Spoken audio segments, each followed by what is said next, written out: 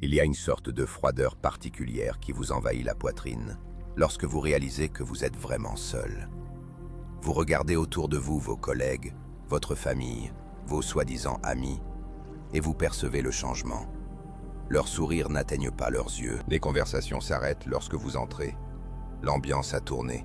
Vous n'êtes plus l'un des leurs, vous êtes la cible. La plupart des hommes s'effondrent à ce stade. L'animal humain est programmé pour la tribu, pour le consensus, pour la sécurité du nombre. Lorsque le groupe se retourne, l'instinct et la panique, la supplication, l'explication, l'envie désespérée de retrouver la chaleur du groupe. Ne le faites pas. Si vous ressentez la pression du monde contre vous en ce moment, ce n'est pas une erreur, c'est une progression. Vous avez activé le système immunitaire de la médiocrité. Vous êtes devenu une menace, ce qui signifie que vous faites enfin quelque chose de concret. Nicolas Machiavel, l'homme qui a écrit le manuel du pouvoir, l'a écrit en enfer. Il n'était pas assis dans un palais, il avait été exilé, dépouillé de son titre, accusé de conspiration, jeté dans un donjon et torturé par la sangle. Les mains liées derrière le dos, hissé par une corde et relâché jusqu'à la dislocation de ses épaules. Tout le monde était contre lui, l'État, l'Église, la famille Médicis, ses anciens alliés. Il n'a pas supplié, il ne s'est pas excusé. Il est rentré chez lui, a lavé le sang, s'est assis à son bureau et a écrit « Le Prince ». Il a transformé son exil en un empire qui a survécu à toutes les personnes qui l'ont torturé. Vous voulez savoir comment gagner lorsque les chances sont impossibles. Vous voulez savoir comment inverser la dynamique pour que leur haine alimente votre ascension. Je vais vous le montrer. Mais vous devez être prêt à renoncer au besoin d'être aimé. Le pouvoir n'est pas un concours de popularité. C'est une fonction de la physique. Et en ce moment, nous allons utiliser le poids du monde pour écraser vos ennemis et bâtir votre trône. D'abord, vous devez comprendre la mécanique de votre situation. Vous n'êtes pas attaqué parce que vous êtes faible. Vous êtes attaqué parce que vous avez violé le contrat tacite du groupe. Machiavel a écrit dans « Le Prince » « Il n'y a rien de plus difficile à prendre en main, de plus périlleux à conduire ou de plus incertain dans son succès que de prendre l'initiative d'introduire un nouvel ordre de choses. Lorsque vous commencez à vous améliorer, lorsque vous commencez à rééquilibrer vos finances, votre corps, votre esprit, vous tendez un miroir aux gens qui vous entourent. Votre croissance reflète leur stagnation. Votre discipline insulte leur paresse. Ils ne vous haïssent pas. Ils haïssent la lumière que vous projetez sur leur échec. C'est la mentalité du saut de crabe. Si un crabe essaie de grimper, les autres ne l'applaudissent pas. Ils lui agrippent les pattes et le tirent vers le bas. S'il persiste, ils lui brisent la carapace. Vous êtes le crabe qui grimpe. L'erreur que vous commettez est d'essayer de raisonner avec les crabes. Vous essayez d'expliquer votre vision. Vous essayez de leur montrer pourquoi vous changez. Vous pensez que s'ils comprenaient, ils vous soutiendraient. Arrêtez. Ils comprennent parfaitement. C'est pourquoi ils sont contre vous. Pour gagner, vous devez cesser de considérer leur opposition comme une tragédie. Considérez-la comme une coordonnée. Si vous alliez dans la mauvaise direction, ils seraient à l'aise avec vous. Le fait qu'ils soient agités est votre confirmation. Vous êtes sur la voie du marginal. La friction que vous ressentez est le prix de la vélocité. Acceptez cette vérité. Vous ne pouvez pas les emmener avec vous. Le troupeau avance à la vitesse du membre le plus lent. Le prédateur avance à la vitesse de sa faim. Vous devez choisir qui vous êtes. Lorsque le monde se retourne contre vous, votre instinct est de faire du bruit, de défendre votre nom, de rétablir la vérité. C'est un piège. Lorsque vous discutez avec une foule, vous validez leur pouvoir. Vous leur montrez que leur opinion a la capacité de perturber votre état interne. Vous versez de l'énergie dans un trou noir. Machiavel conseille une approche différente. Lorsque les Médicis l'ont expulsé de Florence, il n'est pas resté sur la piazza à crier à l'injustice. Il a disparu. Il s'est retiré dans sa ferme de Sant'Andrea. Il s'est tu. C'est la stratégie du vide. Lorsque tout le monde est contre vous, vous devez retirer la cible. Devenez un fantôme. Retirez votre présence, votre voix et votre énergie. Cela accomplit deux choses. Premièrement, cela éteint le feu. Les commérages, la haine et l'opposition ont besoin de carburant. Ils ont besoin de votre réaction. Ils ont besoin de votre drame. Quand vous ne leur donnez rien, un silence froid et absolu, ils n'ont rien à brûler. Ils se retournent les uns contre les autres. Deuxièmement, cela crée un mythe.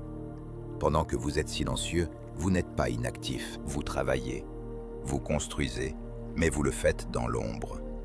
Imaginez la terreur psychologique que vous infligez à un ennemi qui vous attaque et ne reçoit rien. Ni colère, ni tristesse, ni réfutation, juste un regard vide, puis l'absence.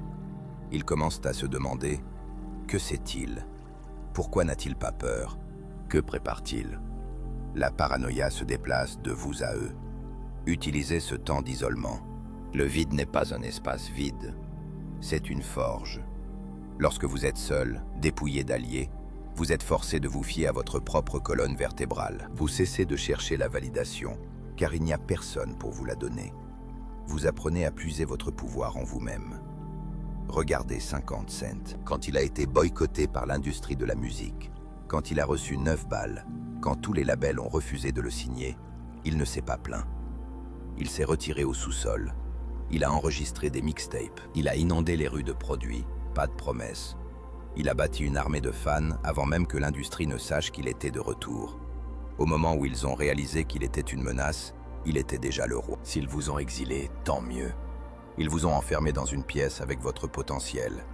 Ne ressortez pas avant d'être un monstre. Il y aura des moments où vous ne pourrez pas disparaître. Vous êtes coincé au bureau avec les gens qui essaient de vous licencier. Vous vivez dans la maison avec la famille qui vous en veut. Vous êtes sur le territoire de l'ennemi. Ici, vous devez utiliser la leçon la plus dangereuse de Machiavel. Dissimulez vos intentions. Dans les discours sur la première décade de Tite-Live, Machiavel raconte l'histoire de Lucius Junius Brutus. Le roi Tarquin le Superbe avait assassiné le père et le frère de Brutus. Brutus était le suivant. Tout le monde était contre lui. Il n'avait aucun pouvoir. S'il avait riposté, il serait mort. S'il avait fui, il aurait été traqué. Alors Brutus fit l'idiot. Il fit semblant d'être stupide. Il agit de manière lente, soumise et inoffensive. Il laissa le roi se moquer de lui. Il laissa la cour rire de lui. Il s'abaissa tellement qu'il devint invisible. Il n'était plus une menace. Il était un animal de compagnie. Mais derrière le masque de l'idiot, Brutus observait. Il mémorisait les faiblesses du roi. Il attendait le moment précis d'instabilité. Et lorsque le roi viola Lucrèce et que l'indignation publique culmina, l'idiot Brutus jeta le masque, tira l'épée et mena la révolution qui renversa la monarchie et fonda la République romaine. Il gagna parce qu'il était prêt à paraître un perdant. Robert Greene appelle cela la loi 38. Pensez comme vous voulez, mais comportez-vous comme les autres. Lorsque tout le monde est contre vous, ne montrez pas votre ambition. C'est une cible. Camouflez-vous dans la médiocrité. Si votre patron vous déteste, ne le surpassez pas encore. Soyez d'accord avec lui, flattez-le. Faites-le se sentir en sécurité. Si votre famille se moque de votre entreprise, dites-leur « Oui, vous avez raison, c'est juste un petit passe-temps, je n'attends pas grand-chose. » Baissez leur garde. Faites-leur rengainer leur couteau parce qu'ils pensent que vous êtes déjà vaincu. Il y a une profonde arrogance là-dedans. Vous les regardez et vous vous dites « Je joue un rôle pour votre bénéfice. » Et vous êtes trop aveugle pour le voir. Ce n'est pas de la lâcheté, c'est de l'espionnage. Vous êtes un espion derrière les lignes ennemies. Rassemblez des informations, accumulez vos ressources et attendez le moment où ils auront le dos tourné. La flèche ne crie pas avant de frapper, vous non plus. Nassim Nicolas Taleb, un philosophe moderne qui fait écho au réalisme machiavélien, a introduit le concept d'antifragilité. Il existe 3 types de choses dans ce monde. Fragile, les choses qui se brisent sous la pression, un vase en verre. Robuste, les choses qui résistent à la pression, un rocher. Antifragile, les choses qui deviennent plus fortes sous la pression, l'hydre, le muscle humain, l'esprit préparé. Lorsque tout le monde est contre vous, vous devez cesser d'essayer d'être robuste. Survivre ne suffit pas. Vous devez devenir antifragile. Comment ? Vous utilisez leurs attaques comme des données. Chaque fois qu'ils vous critiquent, ils révèlent une faiblesse de votre armure. Il est arrogant. Correction, je dois mieux masquer ma fierté. Il ne sait pas ce qu'il fait. Correction, je dois augmenter ma compétence dans tel domaine. Il est fauché. Correction, je dois me concentrer entièrement sur les flux de trésorerie. Vos ennemis sont vos meilleurs auditeurs. Les amis vous mentiront pour protéger vos sentiments. Les ennemis vous diront la vérité brutale parce qu'ils veulent vous faire du mal. Retirez la douleur, prenez les données. Machiavel a écrit qu'un prince doit apprendre à être un renard pour reconnaître les pièges. et un lion pour effrayer les loups. Vos ennemis vous apprennent où sont les pièges. De plus, être encerclé crée une cocotte minute psychologique. Cela vous force à évoluer plus rapidement. Si vous étiez à l'aise, vous seriez paresseux. Le fait qu'ils vous chassent signifie que vous devez être plus rapide, plus intelligent et plus aiguisé qu'eux, juste pour survivre. Ils vous forcent à devenir d'élite. Remerciez-les. Sort le Joker. Batman n'est qu'un homme riche en costume. Le méchant crée le héros. L'opposition crée l'atypique. Regardez l'histoire d'Apple. Lorsque Steve Jobs fut licencié de sa propre entreprise, quand le conseil d'administration, les investisseurs et l'industrie se retournèrent contre lui, il ne prit pas sa retraite. Il fonda Next, racheta Pixar, apprit à gérer, apprit la patience. Des années d'errance ne le brisèrent pas. Elles firent de lui le PDG capable de revenir et de bâtir l'entreprise la plus valorisée au monde. S'il était resté chez Apple en 1985, confortable et arrogant, il aurait échoué. La trahison l'a sauvé. Quand la tribu vous rejette, vous réalisez une vérité terrifiante. Personne ne viendra vous sauver. Dans les films, la cavalerie arrive. En réalité, la cavalerie, c'est vous. Machiavel, au chapitre 13 du Prince, met en garde contre l'utilisation de forces auxiliaires, de mercenaires engagés ou d'alliés puissants. Il dit « S'ils perdent, vous êtes défaits. S'ils gagnent, vous êtes leurs prisonniers. Si vous comptez sur quelqu'un d'autre pour vous sauver de vos ennemis, vous venez d'échanger un maître contre un autre. Cette période d'isolement est votre opportunité d'atteindre une autonomie totale. L'autonomie financière. Vous avez besoin d'argent qui ne dépend pas d'un patron qui vous hait. L'autonomie émotionnelle. Vous avez besoin d'une paix qui ne dépend pas d'un partenaire qui ne vous comprend pas. L'autonomie intellectuelle. Vous avez besoin d'idées que vous avez vérifiées vous-même et non téléchargées du groupe. C'est l'état d'esprit souverain. Quand vous n'avez besoin de rien d'eux, leur influence s'évapore. Pensez à pourquoi le fait qu'ils soient contre vous vous importe. C'est parce que vous avez toujours besoin de quelque chose. Leur approbation, leur argent, leur accès, leur amour. Identifiez le besoin. Ensuite, trouvez comment y subvenir vous-même ou comment vous en passer. Au moment où vous pouvez regarder la foule et dire « Je n'ai pas besoin de vous pour survivre », vous avez gagné. Vous avez coupé les ficelles. Vous n'êtes plus une marionnette qui danse au rythme de leur désapprobation. Vous êtes un homme libre. Et un homme libre est la chose la plus dangereuse au monde pour un groupe d'esclaves. Vous regardez les gens contre vous et vous voyez un mur. Un mur d'opposition solide, impénétrable, un front uni. C'est une illusion. Machiavel savait qu'aucun groupe n'est vraiment uni. Ils sont unis par des intérêts temporaires et, pour l'instant, par une cible commune. Vous. Dès que vous vous retirez en tant que cible, par le silence et le vide dont nous avons parlé dans la première partie, le ciment qui les unit commence à se dissoudre. Sans ennemis communs, leurs fissures internes apparaissent. Votre travail n'est pas de combattre le mur. Votre travail est de trouver la brique lâche.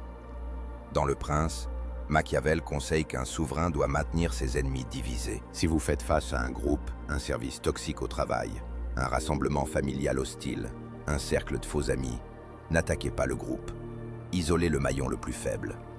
Il y a toujours une personne dans la foule moins engagée que les autres. Une personne qui hoche la tête uniquement par crainte d'être elle-même ciblée. Une personne secrètement jalouse du chef de la foule. Trouvez cette personne, approchez-la en secret. Non pas pour vous battre, mais pour vous confier. Je sais que les autres ne comprennent pas, mais j'ai toujours pensé que tu étais différent. Tu es le seul à avoir réellement une vue d'ensemble. Nourrissez leur ego. Plantez une graine de doute sur les autres. J'ai entendu dire que le chef de la foule parlait de toi l'autre jour. Je t'ai défendu. Bien sûr, vous n'avez pas besoin de mentir. Il suffit de souligner la friction déjà existante. Quand vous en convertissez un, vous brisez le consensus. Soudain, la foule n'est plus tout le monde. Ce n'est plus que quelques personnes. Et ce changement psychologique détruit leur élan. Ils commencent à se disputer entre eux. Ils commencent à se demander qui est loyal. La paranoïa s'installe. Et pendant qu'ils sont occupés à se regarder les uns les autres, ils cessent de vous regarder. C'est ainsi que vous démantelez une armée sans tirer un seul coup de feu. Vous introduisez un virus dans le logiciel. La vengeance est un instinct humain naturel. Quand quelqu'un vous blesse, votre biologie crie à la riposte. Vous voulez crier. Vous voulez les exposer. Vous voulez leur rendre l'appareil. Supprimez cet instinct. C'est primitif. c'est salissant. Et généralement, ça a un effet boomerang. Si vous les attaquez directement, vous leur donnez une histoire. Regardez, il est fou, il est toxique. Nous avons eu raison de l'exclure. Vous prouvez leur récit. La seule vengeance qui fonctionne, la seule vengeance que Machiavel approuverait, est une victoire totale et indéniable. Il y a un concept dans l'art de la guerre appelé surpuissance. Cela signifie posséder des capacités si significatives que l'ennemi réalise la futilité de combattre. Vous devez construire une vie si indéniablement supérieure à la leur que leur opinion de vous devient une plaisanterie.